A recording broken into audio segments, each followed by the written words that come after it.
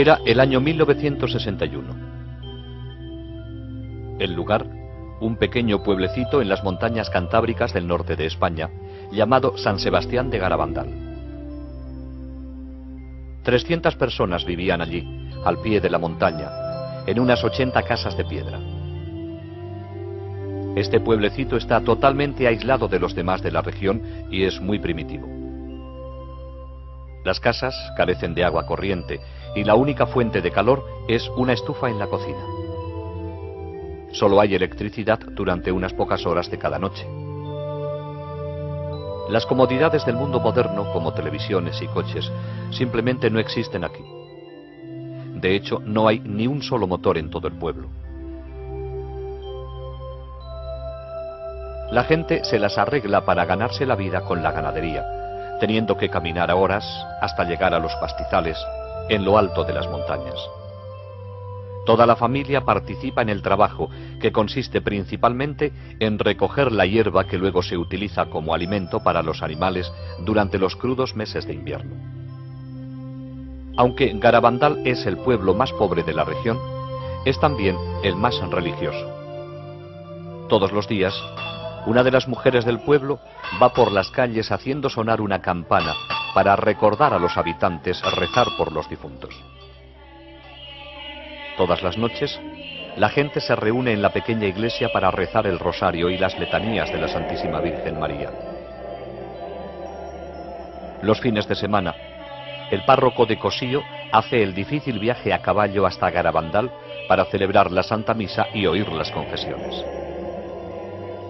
Este era Garabandal en 1961. Era tan solo una sencilla población cantábrica que había permanecido sin cambios durante décadas, tal vez siglos. Y era de esperar que permaneciera así para siempre. Estas 4 niñas eran tan típicas como todas las demás del pueblo y vivían felices en su montaña.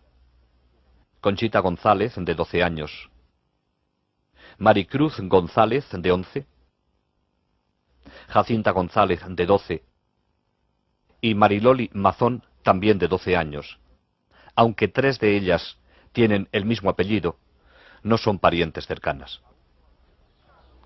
Aún no había empezado a anochecer la tarde del 18 de junio de 1961, cuando las 3 niñas decidieron divertirse un poco cogiendo manzanas del árbol del maestro de la escuela en las afueras del pueblo.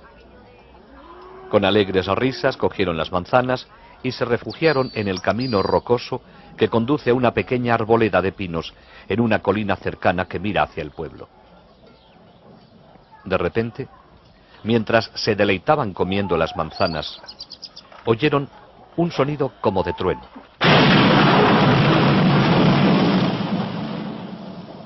Comenzaron entonces a sentirse mal por haberlas cogido sin permiso. De repente, Conchita echó la cabeza hacia atrás y sus ojos se quedaron mirando fijamente hacia arriba. Al verla así, las otras empezaron a gritar. Estaban a punto de correr a sus casas para avisar a sus madres cuando les ocurrió lo mismo a ellas. Un ángel, rodeado de una luz brillante, estaba ante ellas. Parecía un niño de 9 años, pero al mismo tiempo parecía estar dotado de una fuerza invencible. Tan rápido como había aparecido, desapareció, volviendo las niñas a su estado normal. Temblando por la experiencia, las 4 corrieron a la iglesia del pueblo. Un amigo las vio y les preguntó la razón de su palidez. «Es porque acabamos de ver un ángel», contestaron. Al poco tiempo, todo el pueblo hablaba sobre lo ocurrido, aunque nadie creía que realmente hubieran visto un ángel. Durante los siguientes días, las niñas vieron nuevamente al ángel y él les habló la primera vez el 1 de julio. ¿Sabéis por qué he venido? Es para anunciaros que mañana la Santísima Virgen se os aparecerá como Nuestra Señora del Monte Carmelo.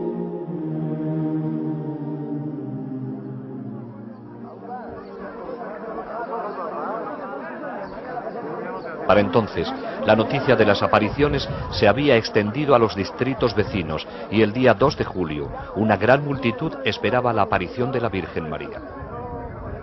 alrededor de las 6 de la tarde, las niñas se encontraban en el lugar acostumbrado de las apariciones cuando cayeron repentinamente de rodillas sobre las piedras.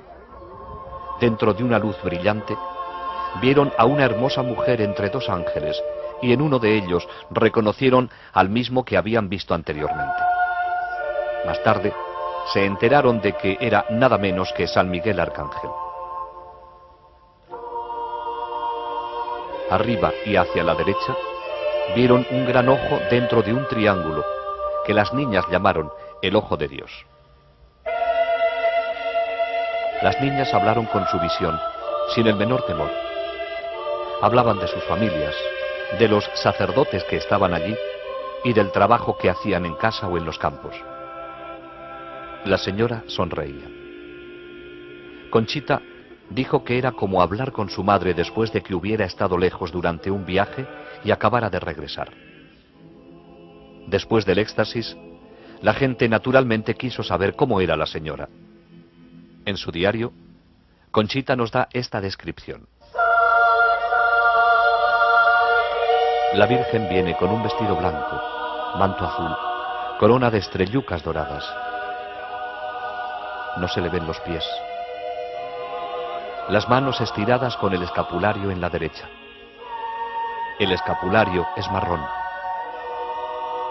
El pelo largo, color castaño oscuro ondulado, la raya en medio, la cara alargada, la nariz alargada y fina, la boca muy bonita con los labios un poquito gruesos. El color de la cara es trigueño, más claro que el del ángel, diferente a la vez, muy bonita. Una voz muy rara, no sé explicarla. No hay ninguna mujer que se parezca a la Virgen, ni en la voz ni en nada.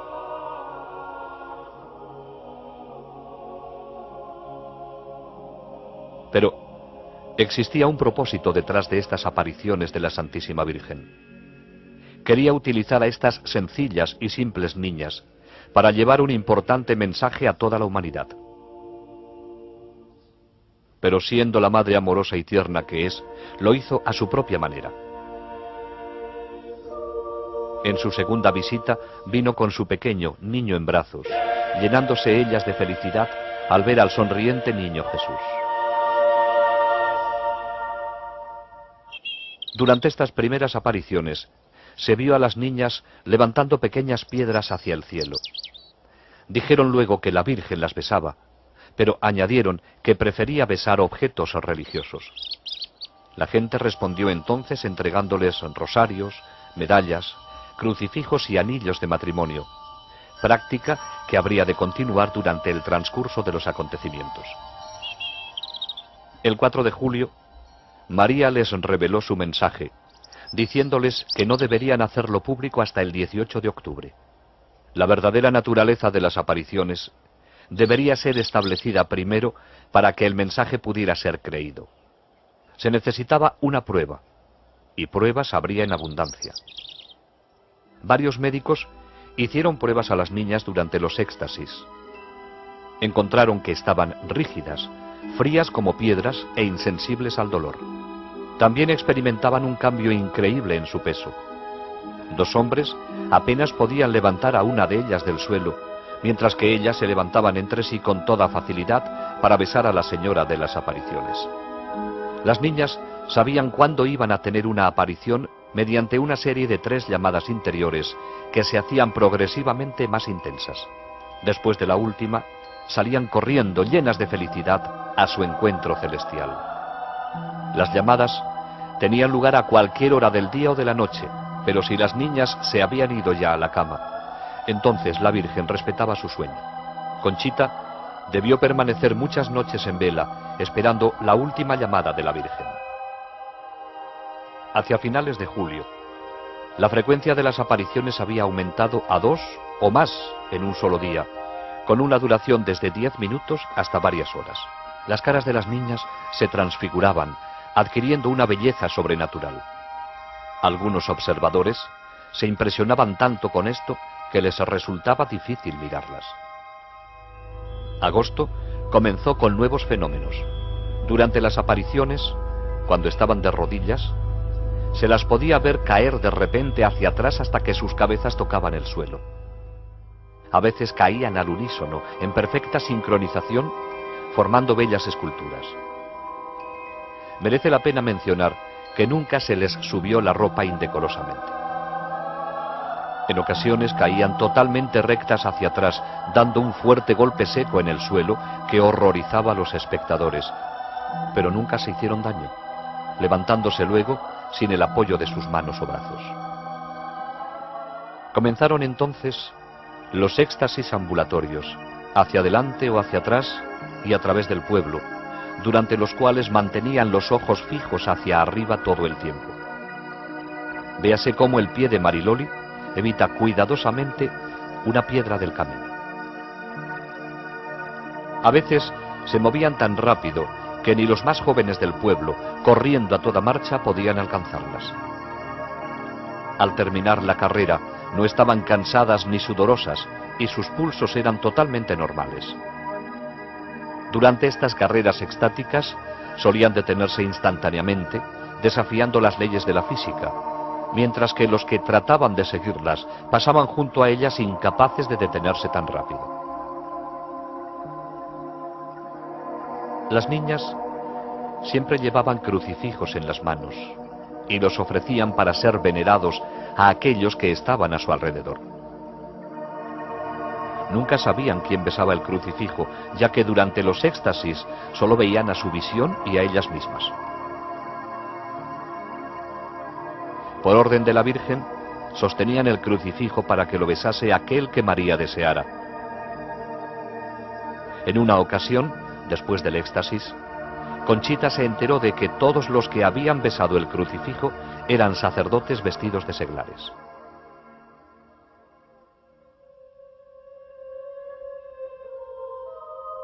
Entre los muchos sacerdotes que subieron a Garabandal a estudiar los acontecimientos había un sacerdote jesuita, el padre Luis Andreu. Era un joven brillante profesor de teología con la reputación de ser también un santo. El padre Andreu estuvo muy escéptico durante su primera visita, pero después de estudiar muy de cerca a las niñas en éxtasis, se dio cuenta de que algo muy serio estaba ocurriendo allí. El 8 de agosto de 1961, el padre Andreu hizo otra visita al pueblo. Esa noche estaba entre la multitud de gente en Los Pinos, donde las visiones tenían lugar frecuentemente. De repente, su cara se puso tensa. Gruesas gotas de sudor se formaron sobre su frente y exclamó: ¡Milagro! ¡Milagro! ¡Milagro! ¡Milagro! A la mañana siguiente, en el camino a casa con unos amigos, dijo: «¿Qué regalo me ha dado la Virgen?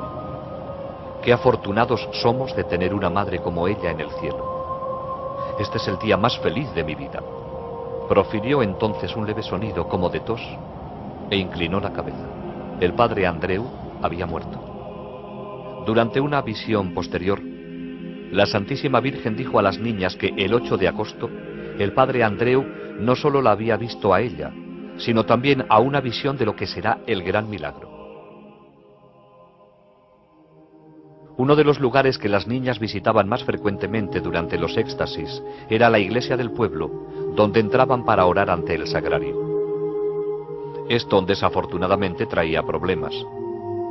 La multitud que las seguía creaba tal desorden que finalmente tuvo que ser impartida una prohibición y se cerraron las puertas de la iglesia. En lo sucesivo, las visitas de las niñas las condujeron solo hasta las puertas cerradas. Como ejemplo de obediencia al obispo, María no las condujo nunca más al interior de la iglesia. A comienzos de octubre de 1961, los éxtasis de las 4 niñas tenían a todos perplejos. Una vez que entraban en éxtasis, nada podía sacarlas de él. Se las podía pinchar con alfileres, podían ser quemadas con cerillas y se les podía echar arena a los ojos sin que nada tuviera efecto alguno.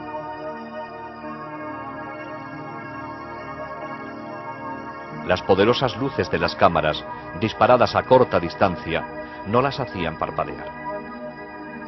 En sus marchas hacia adelante y hacia atrás, se movían con precisión y velocidad, sin siquiera mirar hacia dónde iban. Eran especialmente impresionantes sus descensos nocturnos hacia atrás desde los pinos hasta el pueblo a velocidades increíbles.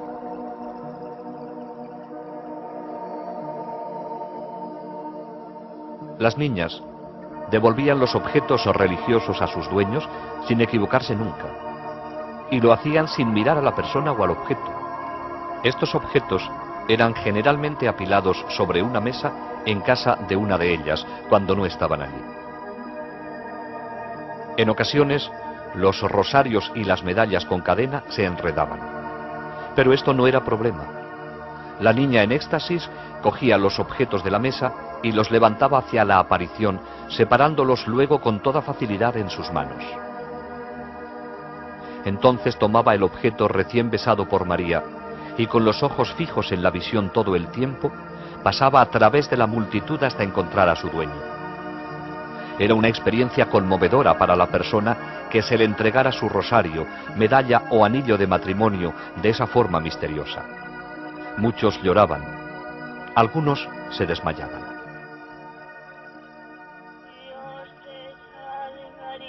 Durante los éxtasis, las niñas lloraban como nunca lo habían hecho antes. Oigamos una grabación original de dos niñas rezando el Ave María, mientras contemplaban a aquella persona a quien está dedicada esta antigua oración. Y bendito es el fruto de tu vientre, Jesús.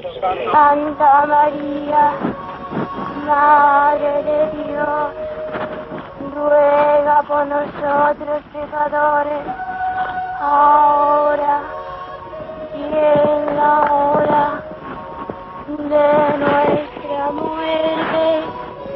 Amén. Cantaban himnos que no habían aprendido y con la ayuda de María componían canciones bellísimas. Oh Virgencita del Carmen, cuánto gusto nos has dado con aparecerte a nos con tu niño tan salado.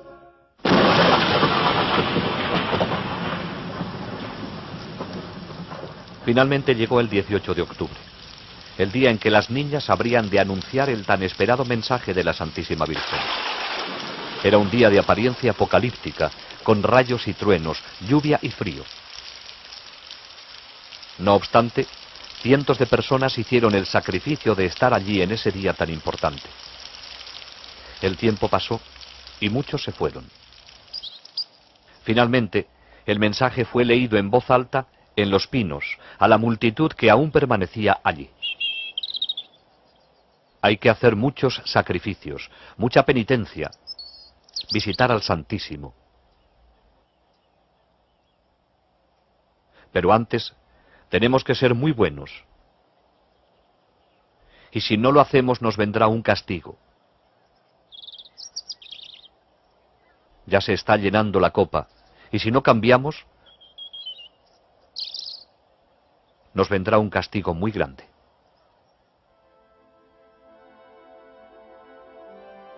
Muchos se alejaron decepcionados, habiendo esperado algo más.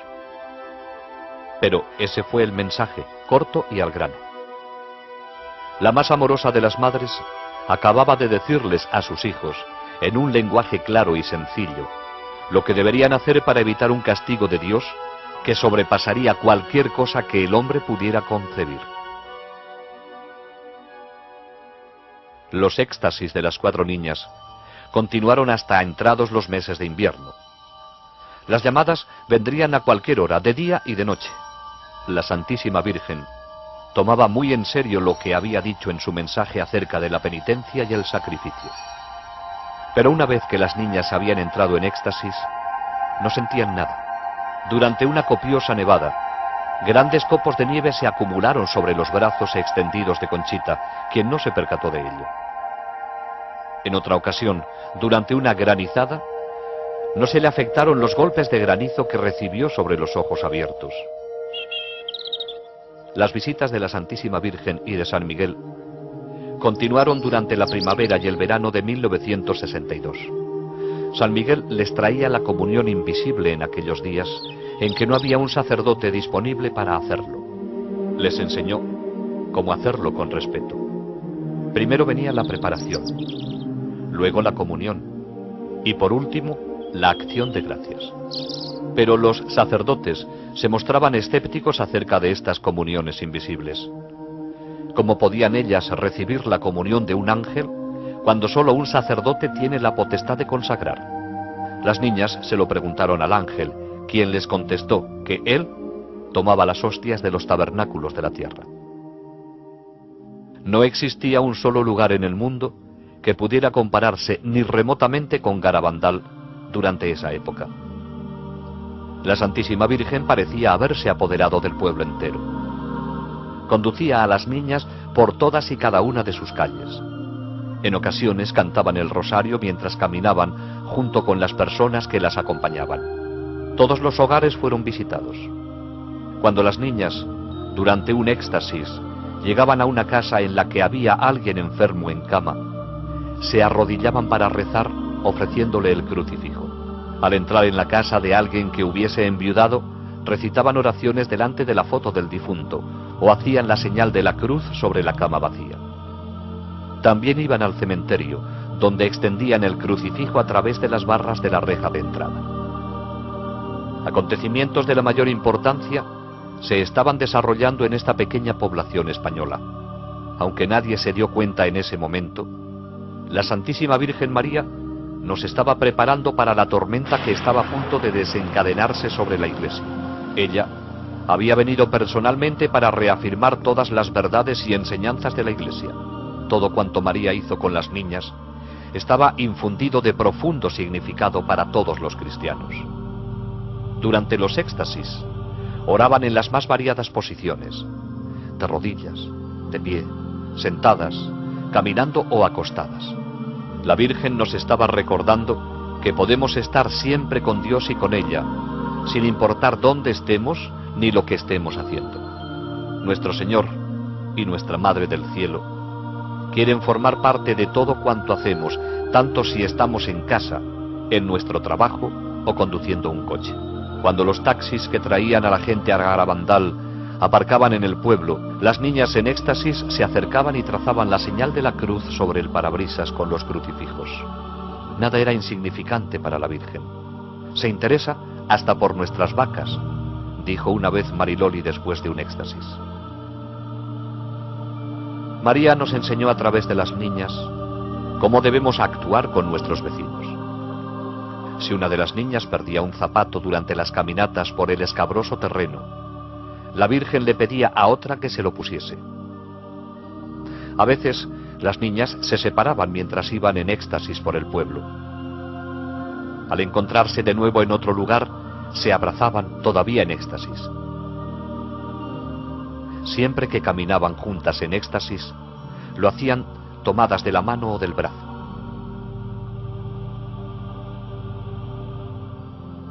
¿Y quién era esta señora de luz, actuando tan poderosamente en la pequeña población de Garabandal? Aquellos que nunca lo entendieron claramente han debido tan solo fijar su mirada en la figura sobre la cruz que ella les ordenaba ofrecer a los presentes. Ella era la Madre de Cristo con un solo deseo: llevarnos a todos hacia su Hijo Jesús, el Salvador de la humanidad. ¿Es María la madre solo de los católicos? En una ocasión, un protestante se acercó a Conchita. Quería saber si podría besar el crucifijo la próxima vez que ella lo ofreciera para ser venerado durante un éxtasis.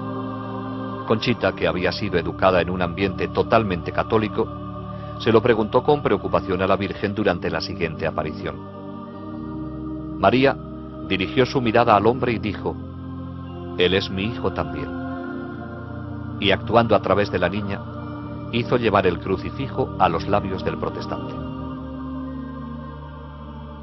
Ante todo esto, las niñas debieron sentir que estaban en la antesala del cielo, pero no habría de ser así.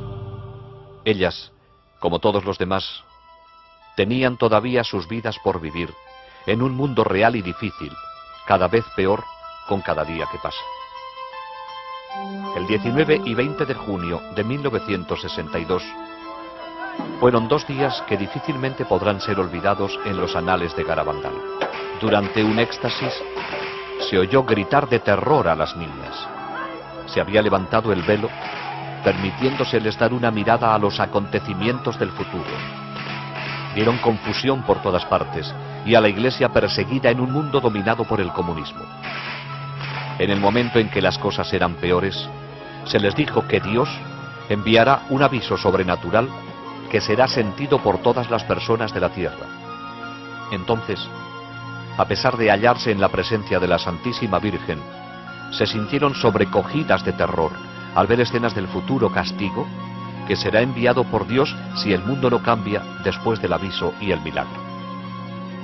A pesar de que, a petición de la Santísima Virgen, las personas que estaban allí, casi todo el pueblo, habían permanecido a alguna distancia de las niñas, se sintieron tan sobrecogidos por los gritos y las expresiones de las niñas que al día siguiente el pueblo entero confesó y comulgó.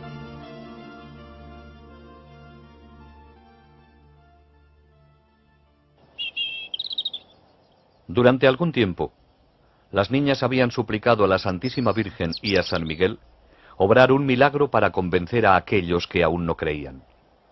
Finalmente, San Miguel dijo a Conchita que en un día específico, según lo había determinado la Virgen, la comunión invisible que ella recibía se volvería visible sobre su lengua. Conchita lo llamó alegremente milagruco, ya que ella pensaba que la hostia que recibía era siempre visible. Varios centenares de personas se encontraban en el pueblo cuando, finalmente, llegó el día anunciado por Conchita con 15 días de anticipación. Pero la espera fue larga y cansada. Muchos se descorazonaron y se fueron. Entonces, alrededor de la 1:30 de la madrugada del 19 de julio, Conchita salió de su casa en éxtasis, dio la vuelta a la esquina y, con la multitud apretándose contra ella, cayó de rodillas en una calle vecina. Conchita sacó entonces la lengua. Aquellos que estaban a poca distancia de ella afirman que estaba vacía. De repente, más rápido de lo que puede detectar el ojo humano, una hostia blanca y brillante se materializó sobre la lengua de la niña. Un hombre de negocios de Barcelona, con una cámara de cine prestada y sin más iluminación que la que le prestaba una linterna de pilas, rodó algunas escenas mostrando la hostia sobre su lengua. Era este un milagro anunciado con anterioridad y registrado en una película que servía de prueba de la autenticidad de los acontecimientos de Garabandal. En octubre de 1962, a 1400 kilómetros de Garabandal, comenzaba a desarrollarse otro suceso de profundas repercusiones dentro de la Iglesia, sin precedente en tiempos modernos. El Papa Juan XXIII había dado comienzo al Concilio Vaticano II. Surgió entonces la pregunta natural: ¿existía alguna relación entre este acontecimiento eclesiástico monumental y los maravillosos hechos que estaban ocurriendo en un pueblecito del norte de España? La respuesta es un contundente sí, aunque el completo significado de esta relación solo podrá ser comprendido en el futuro. Durante un éxtasis se oyó a Conchita repetir las palabras de la Virgen: el concilio será el más grande de todos, será un éxito. A lo que respondió Conchita: qué bien, así te conocerán mejor y estarás más contenta. Hacia enero de 1963, Mariloli, Jacinta y Maricruz habían cesado de tener apariciones. Solo Conchita continuaba teniéndolas, aunque eran cada vez menos frecuentes. Sin embargo, por esta época, Conchita y Mariloli comenzaron a tener locuciones internas. Una locución es una voz interior que no va acompañada de una visión externa. En 1947, Joulo Mangino Perdió el sentido de la vista y el olfato en un absurdo accidente que le cercenó los nervios olfativo y óptico.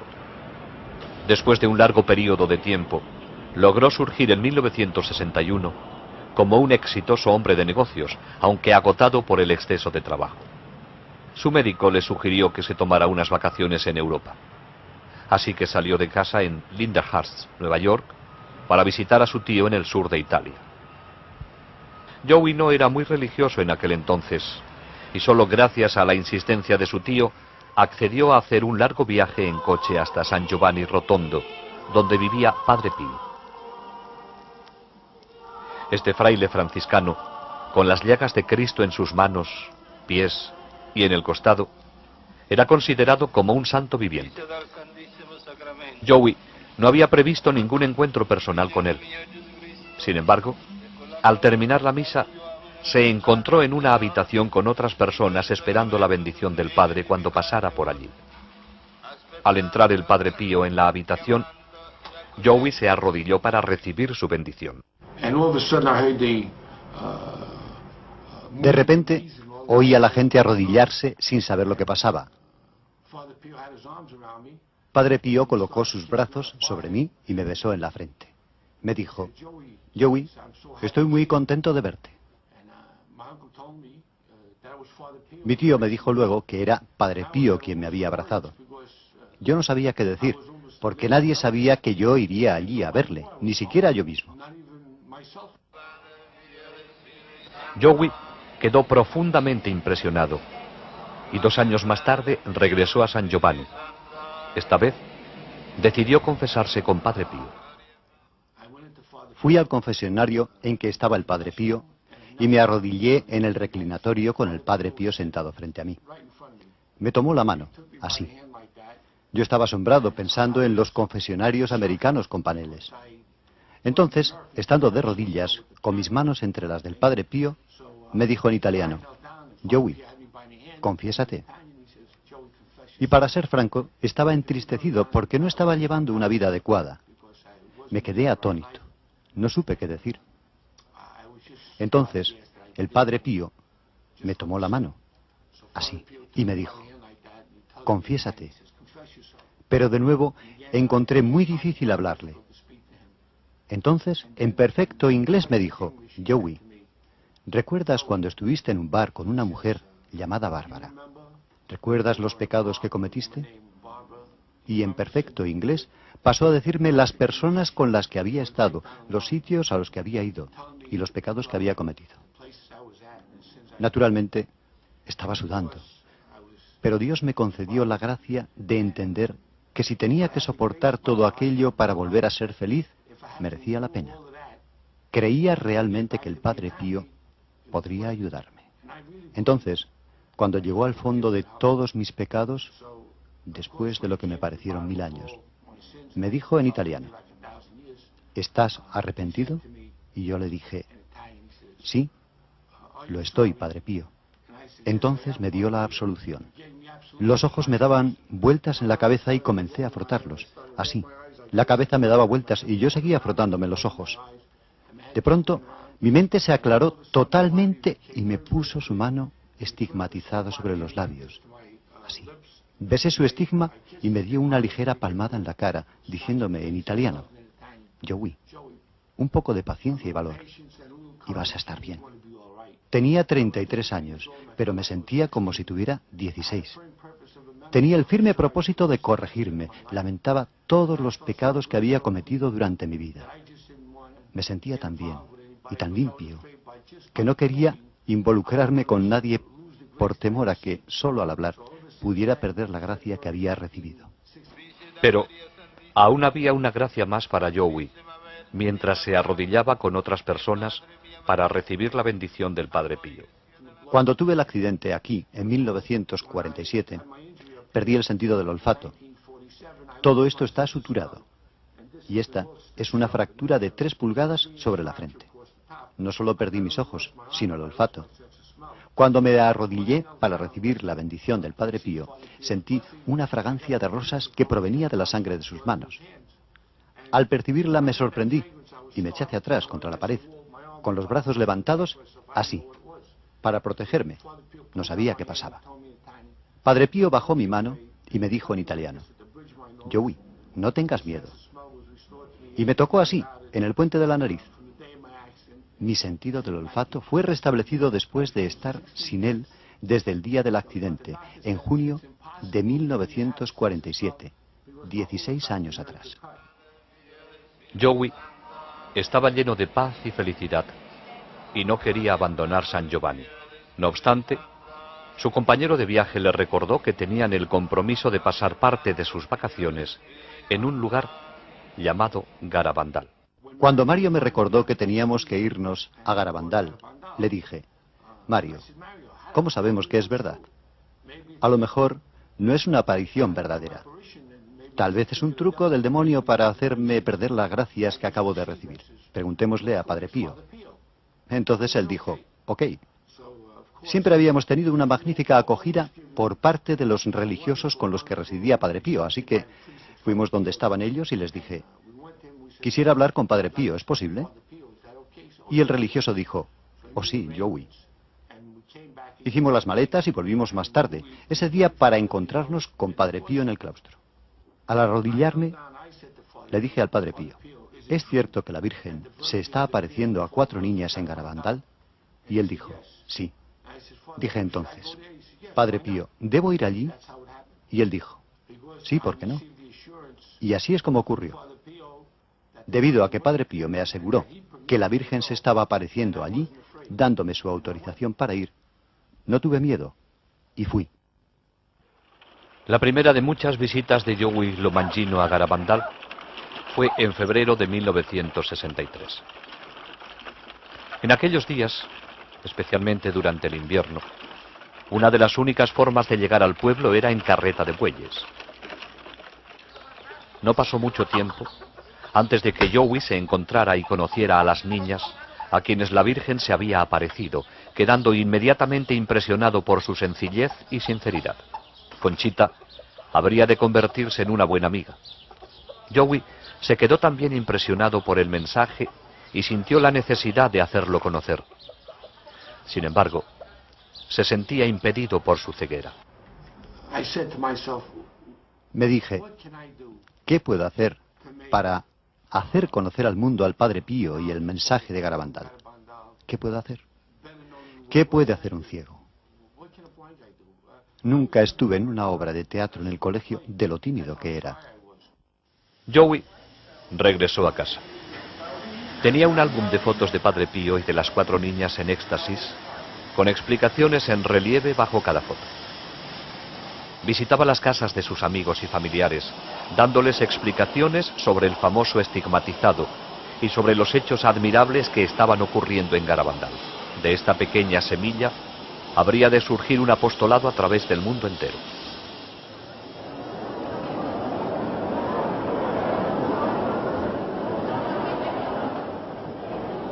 A comienzos de junio de 1963, Conchita asombró a todos con la profecía de que, después del Papa Juan XXIII, habría solo 3 papas más, y que entonces vendría el fin de los tiempos, aunque no el fin del mundo. El 19 de marzo de 1964, día de la fiesta de San José, Conchita tuvo una locución en Los Pinos durante la cual la Virgen le dijo que el día del gran milagro, Joey Lomangino recuperaría la vista para siempre. El 18 de julio de 1964, Conchita tuvo otra locución, en la cual le fue dicho que al día siguiente del gran milagro, el cuerpo del padre Luis Andreu sería encontrado incorrupto en su tumba. Enero de 1965. Comenzó para Conchita con un éxtasis de 2 horas en Los Pinos, durante el cual la Virgen le reveló la naturaleza del aviso que será enviado por Dios para purificar al mundo en anticipación al gran milagro que le seguiría. También le dijo que, debido a que el mundo no había respondido a su primer mensaje, por intercesión de San Miguel, daría un segundo y último mensaje el día 18 de junio de 1965. Miremos ahora Los grandes acontecimientos profetizados en Garabandal. Primero vendrá el aviso. Será visto en el cielo y luego sentido interiormente por todos en la tierra. Nadie escapará a él.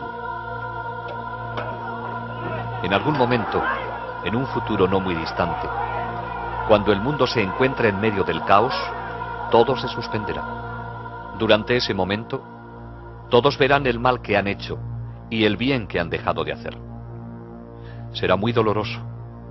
La gente preferiría morir antes que soportarlo. Pero no causará daño físico. Si alguien muriese, sería solo como resultado del shock recibido. El aviso servirá de purificación para corregir la conciencia del mundo y prepararlo para el gran milagro. El milagro tendrá lugar en los 9 Pinos. Ocurrirá un jueves a las 8:30 de la noche, entre el 8 y el 16 de marzo, abril o mayo. Conchita conoce la fecha y la anunciará al mundo con 8 días de anticipación. Será el día de un mártir de la Eucaristía y coincidirá con un gran acontecimiento de la Iglesia. Todos aquellos que estén en el pueblo o sus alrededores lo verán. Los enfermos que estén presentes se curarán. Los pecadores se convertirán y los incrédulos creerán. Como resultado del milagro, Rusia se convertirá. Después del milagro, quedará una señal sobrenatural visible y permanente que perdurará hasta el final de los tiempos.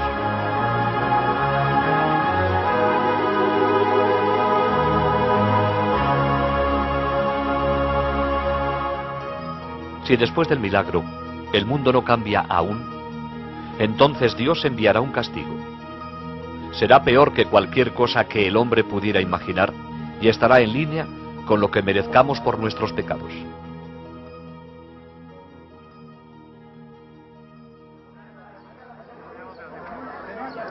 El 18 de junio de 1965, miles de personas llenaron la pequeña población de Garabandal para presenciar el éxtasis de Conchita y oír el segundo y último mensaje de la Virgen. De nuevo tendrían que esperar. Ya tarde, siendo de noche, Conchita entró en éxtasis. Ofreció el crucifijo a 3 personas para que lo besaran. San Miguel le dio entonces el mensaje de la Santísima Virgen. Como no se ha cumplido y no se ha hecho conocer al mundo mi mensaje del 18 de octubre, os diré que este es el último. Antes, la copa se estaba llenando. Ahora está rebosando. Muchos cardenales, obispos y sacerdotes van por el camino de la perdición, y con ellos llevan a muchas más almas. A la Eucaristía cada vez se le da menos importancia. Debemos evitar la ira de Dios sobre nosotros con nuestros esfuerzos. Si le pedís perdón con vuestras almas sinceras, Él os perdonará.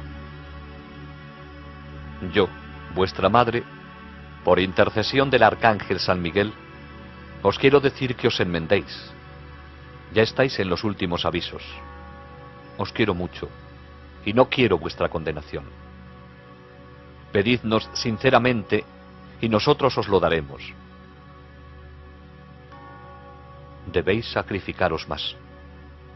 Pensad en la pasión de Jesús.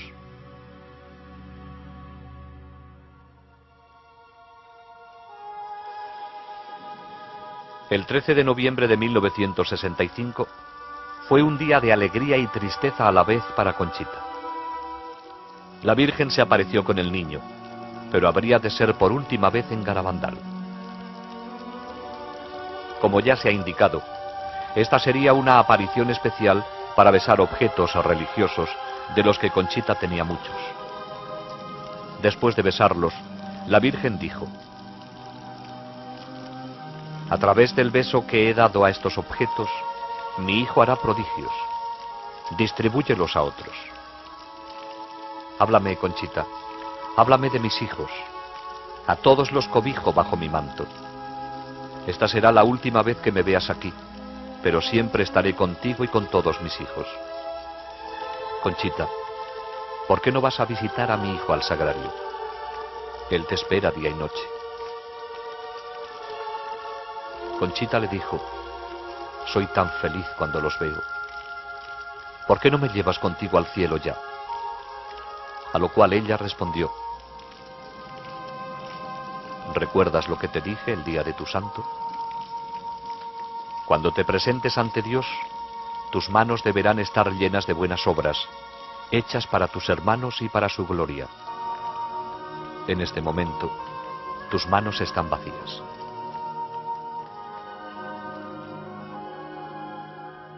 Todo había terminado.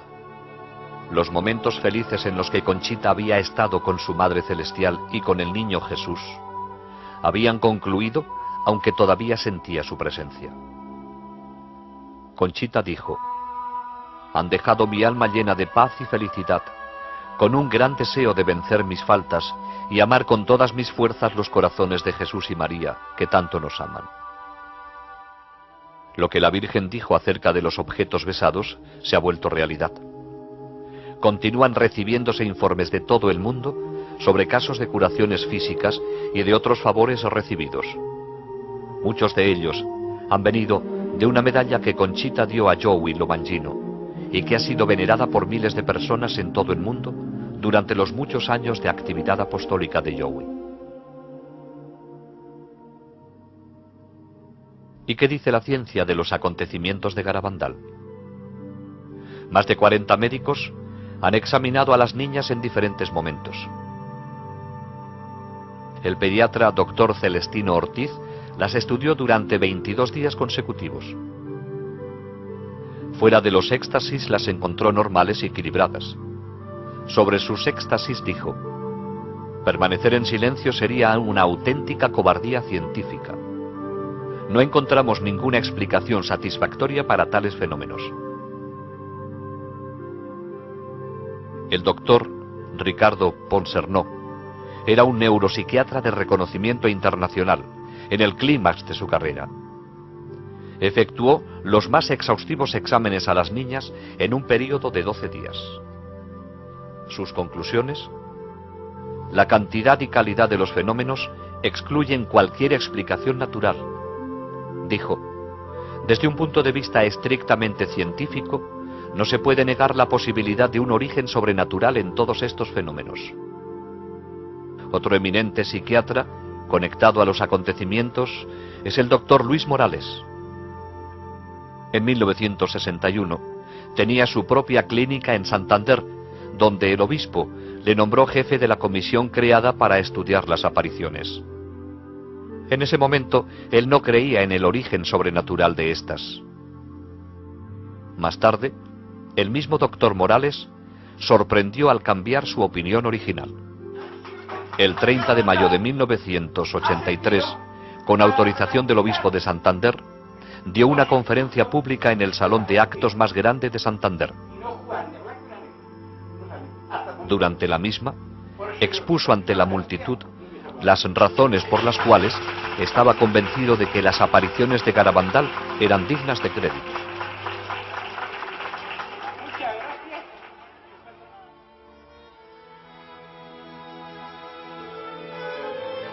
Desde los primeros días de las apariciones, las niñas quisieron ingresar en la vida religiosa. Sin embargo, esto no ocurriría. Durante su estancia en el colegio de las Carmelitas Misioneras en Pamplona, Conchita tuvo una locución de Jesús, durante la cual le dijo que no era su deseo que fuera religiosa, sino que debería permanecer en el mundo para hablar de María. Hoy día, las 4 videntes se han casado. Conchita, Jacinta y Mariloli se casaron con norteamericanos y viven en Estados Unidos. Maricruz permaneció en España y en 1971 se casó con Ignacio Caballero. Viven en Avilés y tienen 4 hijos. Conchita se casó en 1973 con Patrick Kina de Nueva York, donde viven con sus 4 hijos. Mariloli se casó en 1974 con Francis Lafleur, de Massachusetts. Tienen 3 hijos.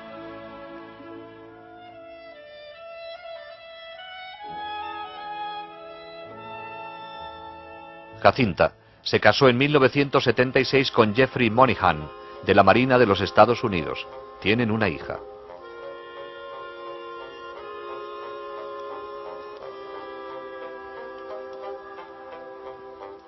Joey Lomangino sorprendió a todos cuando se casó con Marilyn Luther, de Michigan, en 1977. Joey continúa su labor de apostolado en Nueva York como esposo y padre de 2 hijos, Joseph y John.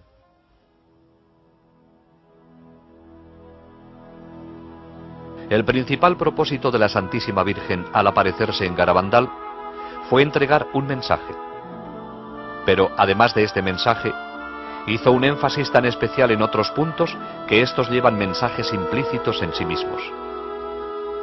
La especial importancia de la Santa Eucaristía fue resaltada con la comunión invisible que San Miguel daba a las niñas y por el milagro de la hostia visible, al igual que por las muchas visitas al Santísimo Sacramento. Se pudo observar que, durante estas visitas, las niñas nunca dieron la espalda al sagrario, incluso saliendo de la iglesia caminaban hacia atrás. Durante todo el período de acontecimientos, la Virgen urgió constantemente a rezar por los sacerdotes. La Virgen escogió aparecerse bajo la advocación de Nuestra Señora del Monte Carmelo, estrechamente ligada al escapulario marrón. Habló de su importancia y lo llevó siempre en su brazo durante las apariciones. El escapulario es un signo de consagración a Nuestra Señora bendita. Aquellos que lo lleven con fe y devoción pueden estar seguros de su maternal protección durante los terribles días en que vivimos y en el momento de la muerte. El rosario fue algo muy importante dentro de los acontecimientos de Garabandal. María no les pedía a las niñas que lo recitaran durante las apariciones, se lo ordenaba. Les enseñó primero los misterios y luego cómo decir las oraciones lentamente, pensando en lo que decían. Una vez que lo aprendieron, solo las acompañaba durante el Gloria. El significado de los sacramentales, como crucifijos, rosarios, medallas y anillos de matrimonio, fue subrayado por el deseo de la Virgen de besarlos, impartiendo a través de ellos gracias especiales de curación y conversión. El mensaje de Garabandal es la respuesta del cielo a la crisis de hoy. La decisión es nuestra ahora. El futuro de nuestra generación dependerá de cómo respondamos a él.